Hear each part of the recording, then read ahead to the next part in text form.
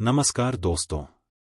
आज हम बात करेंगे एक महत्वपूर्ण केस के बारे में जिसका नाम है मुकुंद देवांगन बनाम oriental insurance company limited.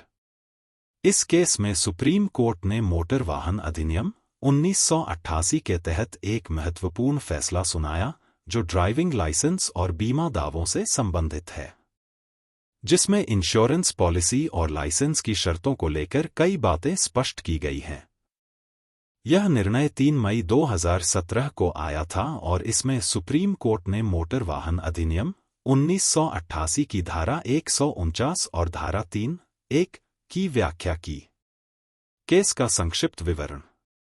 Mukund Dewangan के पास एक हल्के मोटर वाहन लाइट मोटर व्हीकल (LMV) के लिए लाइसेंस था।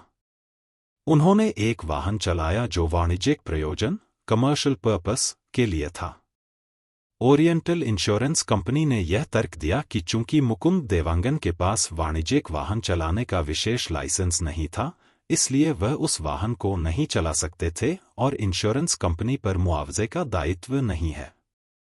सुप्रीम कोर्ट का फैसला। सुप्रीम कोर्ट ने इस मामले में स्पष्ट किया कि यदि किसी व्यक्ति के पास हल्के मोटर वाहन (LMV) के लिए वैध लाइसेंस है तो वह उस वाहन को भी चला सकता है, चाहे उसका उपयोग वाणिज्यिक हो या व्यक्तिगत। इसलिए इंश्योरेंस कंपनी का दायित्व खत्म नहीं होता और मुआवजा देना पड़ेगा। मुख्य बिंदु। एक हल्का मोटर वाहन (LMV) लाइसेंस। यदि किसी ड्राइवर के पास LMV लाइसेंस है और वाहन का वजन 7500 किलोग्राम से कम है तो वह वाहन को चला सकता है, चाहे वह वाणिज्यिक वाहन हो। 2. बीमा कंपनी का दायित्व। सुप्रीम कोर्ट ने कहा कि इंश्योरेंस कंपनी अपनी जिम्मेदारी से नहीं बच सकती क्योंकि वाहन चालक के पास लाइसेंस था जो मोटर वाहन अधिनियम की धारा 3 के अंतर्गत आवश्यक था। 3. व्याख्या का महत्व।